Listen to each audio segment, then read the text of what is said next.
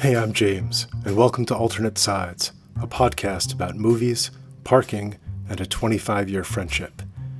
We're back for another decade of movies I somehow never saw until now, and we're starting off with probably the most obscure movie we've done so far, Nicholas Roeg's 1983 drama Eureka, starring Gene Hackman, Theresa Russell, and Rutger Hauer. It's a movie about covetousness and greed, and how even the richest man in the world can't possess what he really wants. And it's got a voodoo orgy. Along the way, we also discuss Wynton Marsalis, washroom attendants, and a recent trip I took to London. Here we go.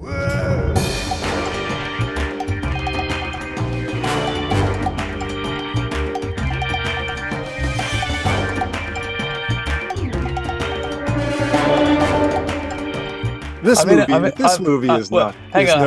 This movie is no good. Okay, so here's the thing. This movie is the only one that wasn't vetted. Right? Right? It's the only movie that I hadn't seen. Yeah. And so we both went in blind, and look what happens. It's a fucking disaster. It's a terrible movie. Yeah, the movie is not good. And I was watching it and I was wondering, I wonder what Sam is going to make of this. What if he likes it? Now, to be fair, on paper, like 1983 Nick Roeg movie with Gene Hackman and Rutger Hauer about the gold rush and about this and that seems like the first tell is that it's only available on Vudu. Tubi. Did you watch it on? You didn't watch with the ads, I hope. I did. I couldn't not. Amazon said it was not available. You watch on Vudu. You rent it. It's $3.99. No ads. What's Vudu? Vudu is owned by Fandango. I think it's a streaming service on the Fandango. Stupid name. So you watched ads? You had Candy Crush ads? No, luckily it was much better. It was Success Academy for the most part. Oh, did you enroll? I thought about the switching schools.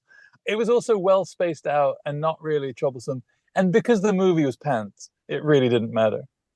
I was kind of happy when the ads came on, to be honest. So it's a 1983 movie starring Gene Hackman, one of our faves. The unimpeachable Gene Hackman, who's also, you got to say, is great in this. He's great. He's in a different movie, I think, than most of the rest of the cast. He's in the good version of this movie. He's doing a good movie, yeah. Which is like a kind of proto There Will Be Blood. I was thinking I'd love to have seen, I wonder if he ever saw this movie. And I would love to have sat next to him at the premiere. And Gene just be like, what the fuck is this? This is not what I said we were going to do. Well, he's clearly the main character. And just, I will give the recap, but spoiler alert, he dies with like half an hour left to go in the movie. And then suddenly the movie becomes this courtroom drama. It's so strange. Colonial British courtroom drama. So strange. The best colonial courtroom drama, of course, is Breaker Morant. Obsessed with the Australian New Wave. So Gene Hackman plays a fella who goes out into the wilderness, a la Daniel Plainview or The Little Tramp. It's the gold rush. He goes out, he's searching and searching. He finds, he strikes it rich. After many, many years, he strikes it rich. Flash forward, many years later, he's married. He has a few kids. And the movie is sort of about, it was kind of a weird family drama about him, about his daughter, the sort of Freudian drama, almost the daughter, like shacking up with Rutger Hauer, who's this callow dilettante type. Playboy, European. He's supposed to be French for some reason. Although he has nothing about him seems French. Just his name, Claude. What about him doesn't seem French to you? Very Germanic accent and look, I guess. Anyway, so that's the movie. It's basically like the first 20 minutes is him finding the gold, and then the rest of the movie is basically this triangle between him and then his daughter and his daughter's lover, Rutger Hauer. And there are various weird it's a very strange combination of movies. Because then Joe Pesci is in there playing this like a Jewish mobster, which is so strange and which never really gets resolved. No, and Mickey Rourke is his henchman. Mickey Rourke, very handsome back then. Very handsome Italian henchman for the Jewish mob boss. And then there's a voodoo ceremony in the middle of it, voodoo orgy. Yeah, voodoo orgy, yeah. Very good. Which is, that was a great scene. oh God, no, I couldn't watch it. The snakes, it's very sexual content. So it's adult content. One woman's got the snake in her mouth. It's really very, very suggestive. She's taking it out and putting it in again. Yeah, no. That one's great. I like the voodoo. I like the voodoo orgy. And Teresa Russell, until the courtroom scene, which just devolves into pastiche, Teresa Russell is fantastic. I'm a big fan of her. I think that's Nick Rogue's wife. This is the daughter. Yeah. She is very, very good, very sexy, very great. I think she's always been dynamite. So they met, I think, doing Bad Timing, which is the movie before this, with Art Garfunkel and I think maybe Harvey Keitel. It's a really good movie. I love that movie. It's just very weird. I saw it once just by chance, and I was like, who is this? I think it might have been the first Nick Rogue movie I saw. And I was like, what is this? This to me is an example of when you walk the tightrope, sometimes you fall. And you got to say, he's going for it. He's definitely going for it. Yeah.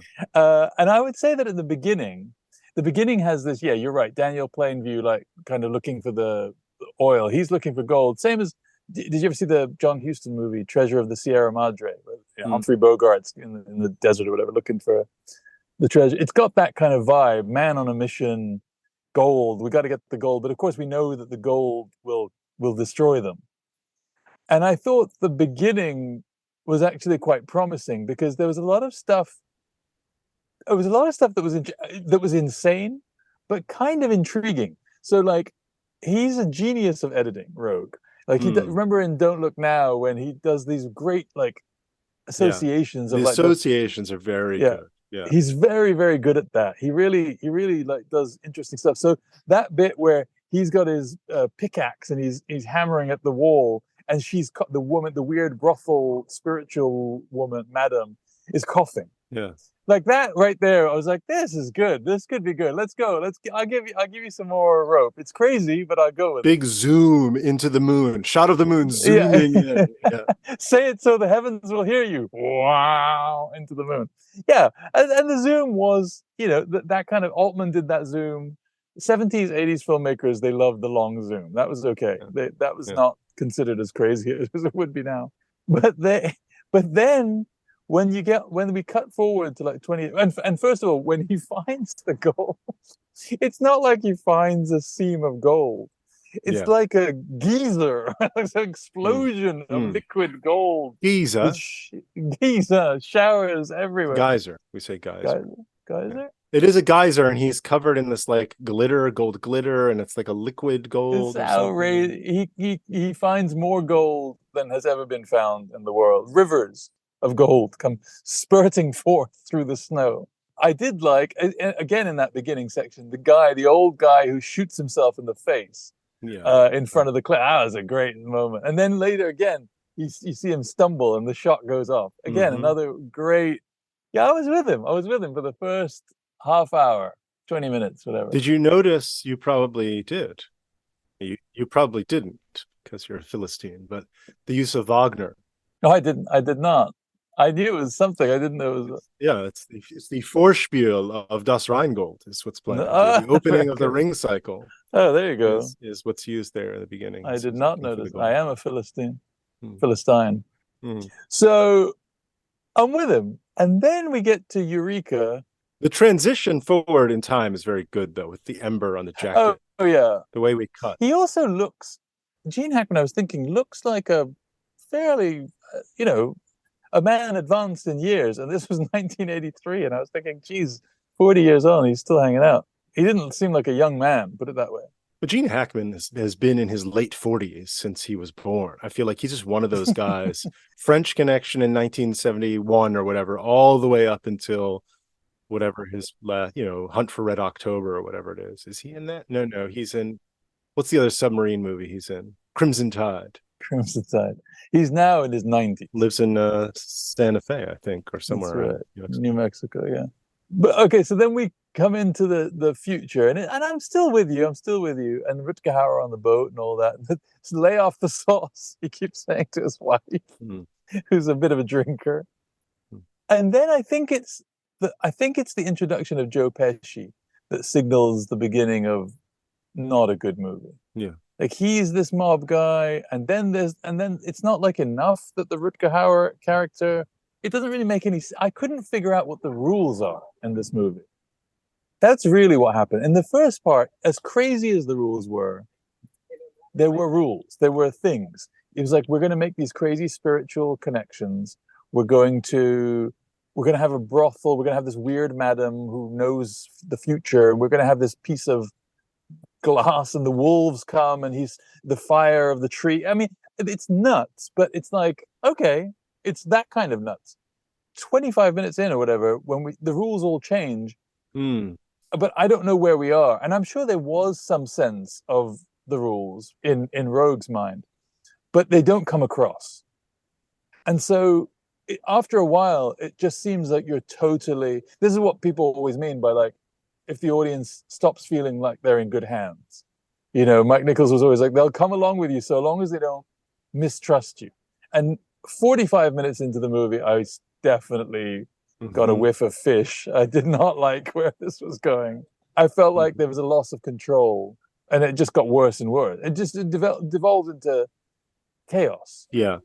The last hour was like 3 different movies. There was like this voodoo orgy. That was good. Movie. There's a thriller. I did feel embarrassed for the actors at one point during that trial scene. In the courtroom. Yeah, I was like, I can't believe she's got to sit there. How many takes of this did they do where she has to talk like this? And Teresa, yeah. And I will say she was great until that moment. Even when she says, I want to suck flesh, and she sucks the blood off her arm or whatever. But again, that is insane, but it's okay. It's a kind of insane I can get behind. If you give me that movie, sure, let's do that movie. Yeah. You can't do that movie and then this weird teary-eyed court act. Yeah. This is very, very sweet. There's a young Hispanic couple who just with a little kid in a stroller who just come in, and they've got a Nissan Sentra parked right in front of me, and they're loading it up. It seems like they've come here, and what they've bought is one enormous clock. And they're trying to fit it into the car, but the clock won't fit. It was like a Buster Keaton routine. It really, like, he can't, he's having to take it out of the box. He can't fit the clock into the, now the wife has come into the back seat with the kid, and he's putting the clock in the passenger seat. That's hilarious. Oh, breaking the box. So yeah, I mean, I think that the tell probably was a movie with Gene Hackman, Joe Pesci, Teresa Russell, Rutger Hauer that we've never heard of. Right. That probably is a dud. But it's interesting, like, to find out why it's a dud and how it could be, you know, like sometimes, I mean, I guess it just goes to show you that you can have all the elements and it just doesn't work. Oh, what's the old Altman line he said about, like, I've learned way more from watching bad movies than I have from watching good movies. Like, this is a movie, I do think he's fucking going for it, right? And so I'd much rather, despite all my misgivings about this movie, I would much rather watch someone going for it than not. Yeah. And, like, sure, this one, it falls flat. It turns in, it's a mess. I don't know. Someone lost control. He lost control. I don't know what happened. I'm sure that the movie he had in his mind was not this movie. I think it's fair to say. Like, he clearly had something he was going to explore, and it just got away. And that happens, right? But it happens, and you really go down in flames when you reach, like, the way that he reaches in this movie. He's not messing about. Like, he's definitely going for it. Which, I don't know if you had this kind of ties into that thing that I sent you the other day, the Wynton Marsalis. Wynton Marsalis doing Louis Armstrong. So Wynton Marsalis has released, I guess, a new album, which is him playing Louis Armstrong's, like, it's basically the Hot Five stuff. and he's recorded it in 2023. I mean, he's recorded it like incredibly faithfully and totally like he hasn't brought a modern twist to the Hot Five music. Well, Wynton Marsalis he's a conservative, small C conservative musician, and he's taken on this mantle of being this. Like... Sure, but my point is, what's the point? What's the point of Louis Armstrong is great, and he did it almost 100 years ago. 100 fucking years ago. What we don't need you, Mr. Marsalis, with your effortless technique and your resources and your genius, to come and copy that and do it again. I mean, what's the point? Well, I know that you are always saying, make it new. Make it new. Make it new. Otherwise, what's the point? What are you doing? 100%. I do think that there's a fixation on originality that crept in the last, 150 years into Western art. I don't know why you would do it. I don't know why I would do it. But then I could ask, like, well, why do we keep doing Shakespeare? Well, that's a very good question. And I guess if you're doing the Olivier Henry V again, now that seems weird. Right. Shakespeare is an example of, if you're doing it straight, it's an exercise for the actors. Mm-hmm. It's an opportunity for the actors to do these great parts. And it's really for them to bring something that is new, that moves with the time. So we see the evolution of performance style. We see all that kind of through the actor. For the directors as well, if you're a Bergman doing Hamlet, or if you're Peter Brook doing Hamlet. If you're a Bergman, yeah. If you're Peter Brook, if you're, Well, let me change tack then. What about like I'm not a big fan of the big overblown orchestra music of like the mid to late 19th century. It's not my but like why would anyone want to go and hear a concert of Tchaikovsky and Beethoven and Schubert? Seeing that music, I wouldn't want to go. Let me tack again. Let me tack again. Why are people still recording pieces of classical music? Does the world really need another recording of the Nutcracker or of Mahler 2 or of the Beethoven sonatas? It doesn't, but this is a problem that has come about because, like, last time when we were in Seattle, we went and saw at the symphony. We took the kids basically to see Beethoven's Ninth. They were doing I said to Wilder at the beginning, like in the beginning of the concert, I was like, what's funny is that when this music was written, the only way you could hear it is like this. And so that kind of music has obviously its role in society has changed, and the role of that concert has changed dramatically. And then, since recordings came about, and so of course I agree, there are now so many versions of Beethoven's Ninth that the world is not lacking for another one. Like, it doesn't really need the next person to come along and do it. I totally agree with that. It's almost more perverse in my mind for Wynton Marsalis, a musician in a tradition that is all about make it new, that is all about improvisation and sure structures. I'm not saying, I don't expect Wynton Marsalis to turn into the Chicago Art Ensemble or whatever. Like, I'm not expecting to start sawing the guitar or whatever.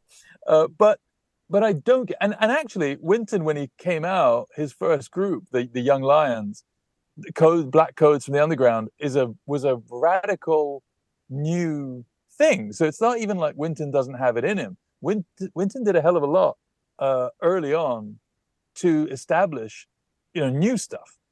But it just seems really weird to me. I guess I don't get it. I don't get that impulse. And I do think, I'm not saying by him having to do this or whatever, I'm not saying that like you say, the 20th century and its insistence on originality, I'm not expecting everything to be Picasso and break the form and let's destroy old forms and let's constantly recreate the genre. But I do want a voice in everything. And Nick Roeg has a very, very distinct voice, which I really love. It's what makes him one of the great filmmakers. And like in a movie like Performance or a movie like Walkabout or Don't Look now, or even bad timing, that voice comes together and it produces something magic. And in Eureka, it doesn't. That's okay. Like, you know, they're not all home runs, I guess. What I'm saying, bottom line, is I respect that much more. Like the idea of swinging for the fences and going, fuck, no one's done this before. I'm going to give it a go. Let's try this. Everyone's done, and it is simple. Everyone's done the I'm hunting for gold movie. I he was trying to do something and it didn't quite come off, but I give him credit. Like, fucking, at least he went for it. You tip your hat to him? I definitely do. I'd love to have had a pint with Nick Roeg and hang out. I think he was a very interesting character by all the movies that you see that he did. You know, in the movie there is you know, like I said, it's really about Hackman and his daughter, and he can't quite let go of her. It is a very sort of Freudian weird thing. Yeah, because it's the first time you meet them, you think they might be together, because she says, "Oh, if I didn't have eyes for anyone," and she says, "What if I'd been around? Would you have given me a second glance?" And he says, "No, I would never have taken my eyes off you." Not really what a father and a daughter might. That's what you say to Livy all the time, right? Well, the thing was, you know, Liv in a couple weeks is going off to college, Right? and the night. So I watched this movie, Eureka, and then that night I had a terrible nightmare. See, so it did do something. In which Livy... He got in there. It did. Livy Brilliant. was like going away, doing something, and was so dismissive of me. And I remember in the dream grabbing her by the shoulder and squeezing so hard and saying, "No, no, no." It wasn't like come back, but it was something like that. It was like, don't. Did you grab a cleaver and hack away like Gene Hackman? Away, but it was very upsetting, and I rarely remember my dreams, but it was definitely. So look, that alone is a compliment to Nick Roeg, because a shit movie doesn't get. I mean, a shit movie can, I guess, but like it can't. Obviously, he's doing something. Mm-hmm. You know, I'm changing the subject. I was in London last week. London town. And on the way back, I was sitting on the plane. Your place was empty because the woman next to me on the flight back during the flight was moisturizing her feet. No. Oh my God. Yeah. Yeah. She had her feet out. And she was just rubbing. It was making that wet, moisturizing sound. No. Absolutely not. No way. And she's applying the lotion to her feet. That's hideous. I would have had to ask. I would have had to leave. I'd have just gone and stayed in the loo. Oh my God. That's so gross. What's wrong with people? Why do they think the world is their bedroom? There was a man also in bare feet on the flight. I was walking back to the bathroom, and he had taken off his shoes and socks, and he was saying, and he was like on the aisle, but he was sort of man spreading, so like his bare foot was just like in the aisle, and he was on his should have got one of those carts and just rolled over his fucking toes. Son of a bitch. Yeah. I had dinner at your favorite place in London, the Wolseley, and. So, why do you say, "Oh God"? Why do you? Because I find that place very annoying. Because of when you and I had lunch there. Yeah, but I just find the place. I find that it's not my place. It's not for me. Anyway, I was at the Wolseley, and I go down to the bathroom, and there's a bathroom attendant in there, which I do not. Oh yeah, that's fantastic. No, it's not fantastic. No, it's not at all. And I don't like. You don't like having people watch you pee? I don't like that, and I don't like the rules, and like I feel bad for him that he's sitting in there. There's a David Foster Wallace short story. Amazing short story. I was going to say about a guy describing his father having worked at like the Grand Central. In the hotel. Yeah. You know, speaking of Grand Central and washroom attendants, my bachelor party was You spent most of the time in the bathroom. Well, I didn't because of the attendant. We went to Grand Central Oyster Bar. I was having oysters and beer on an empty stomach and hot sauce at like 11 o'clock in the morning or whatever. I really felt like I needed to throw up. I had a bad bit of oyster or something. And I go into the bathroom and there's a washroom attendant. He's just sitting there and it's silent. I can't go into the booth and like, yeah, Don't mind me. yeah. And then he's gonna come up and be like, "Can I offer you a mint or whatever it is?" And if I had just been able to do that, it would So have been you fine. stopped. So you stopped yourself from vomiting because of the bathroom attendant Yeah, I think so. I think so. out of politeness. I would have had to what's the verb? Not initiate. I would have had to induce. I would have had to induce vomiting. Oh gosh. But Tony, I'm at the Wolseley and I go downstairs and I'm washing my hands and the washroom attendant is hovering there.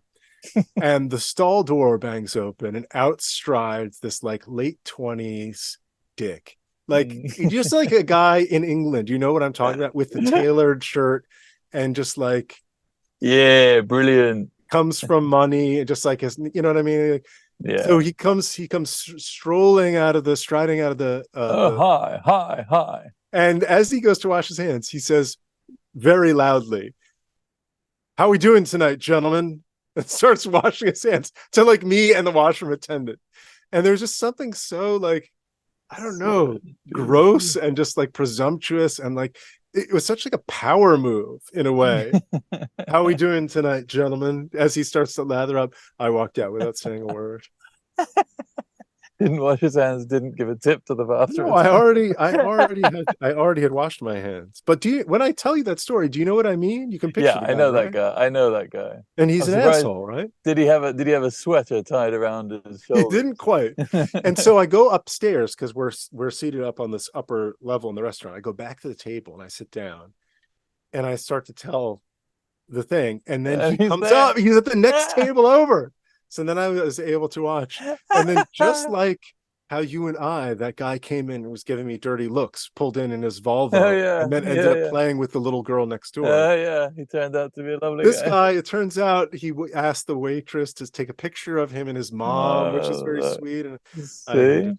You read him all wrong. You hated him for two completely opposite reasons. No, he still wasn't. He still was an asshole. Oh yeah. But it reminded me of your George Clooney story in the bathroom. Yeah, George. That's brilliant. Was it a film festival? No, it was Margie's birthday. We were at Nobu in Midtown. This is like a Nobu in Midtown. I don't know if it's still there. The Japanese like fancy. It was like a treat, for Margie's birthday.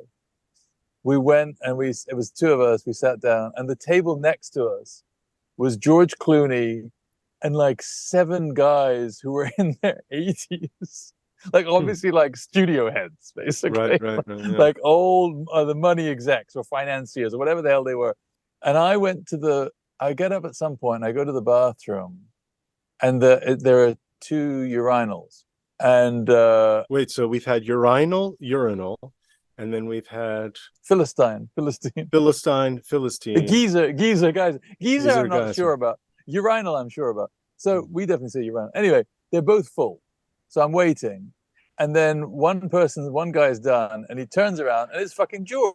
This is George Clooney. And he's like, "Oh, all yours," or whatever. So I go over there. Wait. So there are 2 men at 2 urinals. One of the men starts to come away from the urinal, and that man is George Clooney.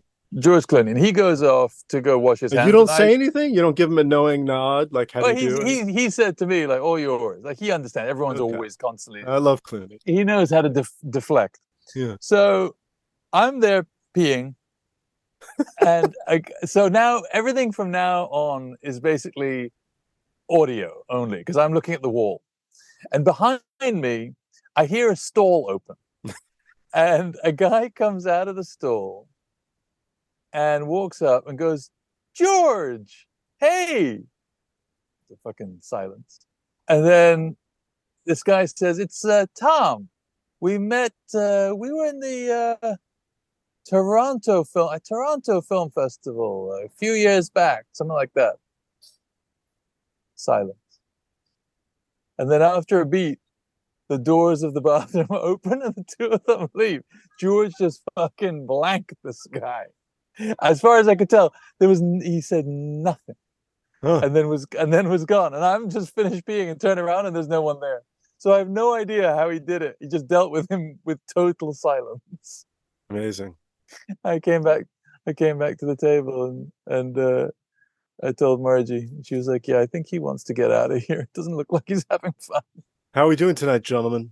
How we doing? He was a lovely guy. Yeah, yeah. He's like that guy. Yeah, yeah. He was not a lovely guy. Oh, yeah, yeah. I was just gonna play. We're gonna play a bit of squash later. When I edit this, I'm going to take out the part that he's a nice guy. I don't like that he was a nice guy. I exaggerated that. He was a dick. I didn't like that family at all, that whole table. That family. And yet, it was the family, and I didn't like them. And here I am in the Wolseley. I've just come from the Royal Academy and Hatchard's Bookshop, and I'm coming in here, and I'm eating He's the like Wiener Schnitzel. classic American douchebag. Comes over here, goes But to I'm not a Hatchet. douchebag. I'm not a douchebag. You are in the eyes of that guy. How are we doing? How are you doing, gents? No, I'm not a douchebag. All right, gents. Now, look, I know I've said this before, but 1984. Fucking hell. An absolute crackerjack year for the movies. Absolutely incredible. Now, part of it is because, like, this was when I was, like, 11 years old, whatever. It's like a perfect, like, movies, like, kid, whatever. But not I do think... Not that you were going to them, but would have been had you been Well, I know I did go to many of these, but so what I'm saying is, like, when I read you the list I'm about to read you, I hope that you will be as astounded as I was when I first saw it. And I do think it's the case that 30 years from now we will not look back at 2023. We might say Oppenheimer and Barbie, but I don't think we're going to say, the Blue Beetle and we're not going to list all these crazy movies, even though there are probably 50 times as many movies out per year now than there were in 1984. Well, that's part of the problem. Yeah, exactly.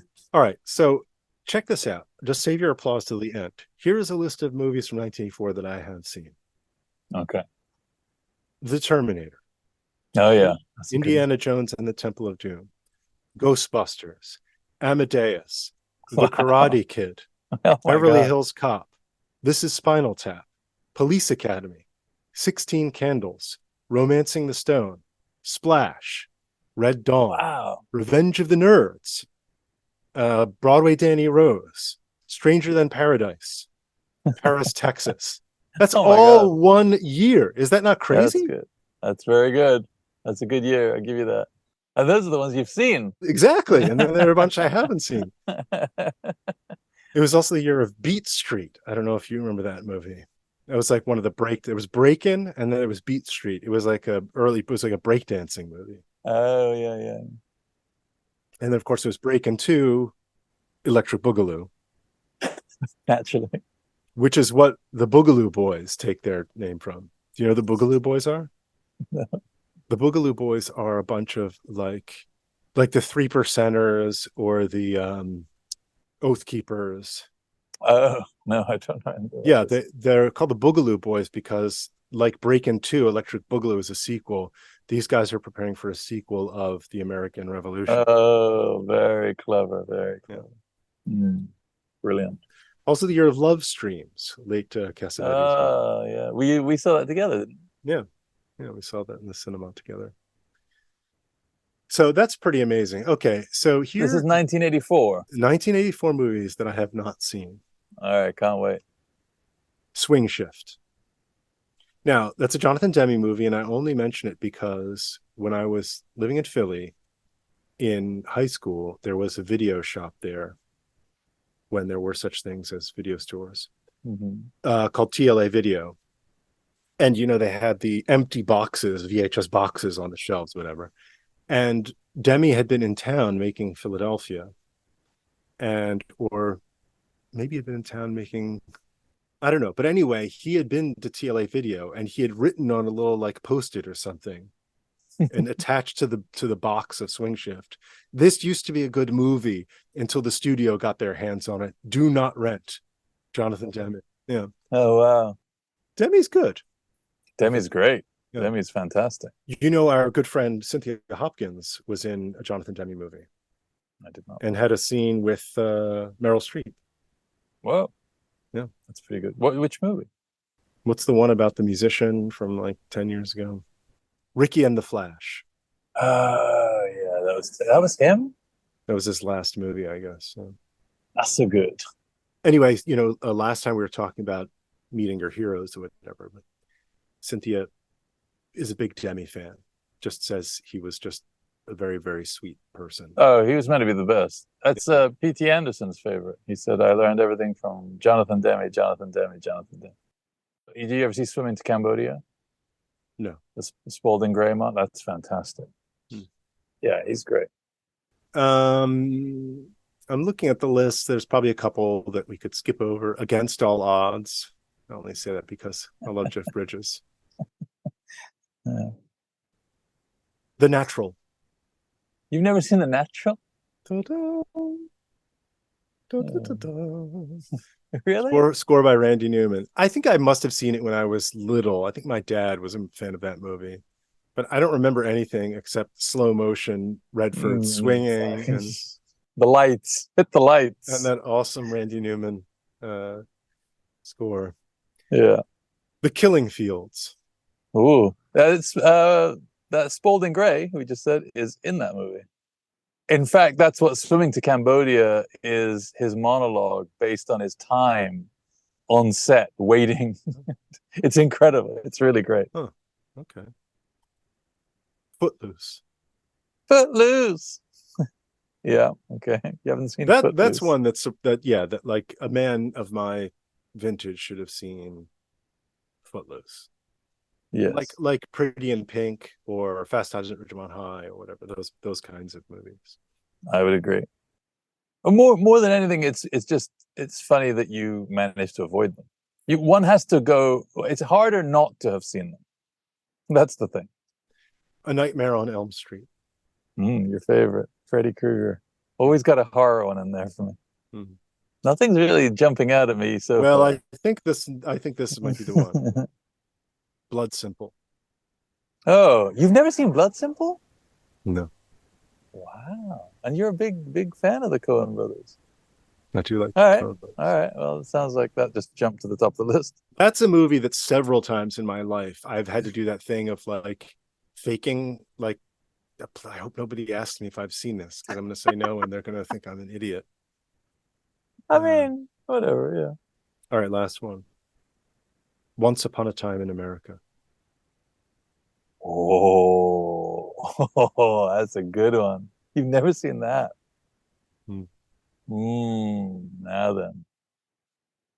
I will say that Once Upon a Time in America is a better film than Blood Simple. It's like you said, it's much more shocking to me that you haven't seen Blood Simple because you like the Coen brothers. And so there's something about watching their first movie, watching what they did, and there's something to that. Whereas with Once Upon a Time in America, you're dealing with a guy working on a huge canvas with De Niro and James Woods, and like big movie, big score, big themes. Like they couldn't be more different in a way. What would you rather watch? I've seen them both. Maybe you should get to pick. You would pick Blood Simple, probably. Well, I'd like to see them both. But maybe Blood Simple makes more sense for the purposes of our conversation. Let's go with Blood Simple. Okay. All right, mate. We did. Your sister's birthday is coming up, right? Isn't she? Next week. That's right. How do you know that? I make it my business. Want to know my sister's birthday? Very weird. I know when one of your sisters is born. Very good. Safe travels. Thank you. Bye.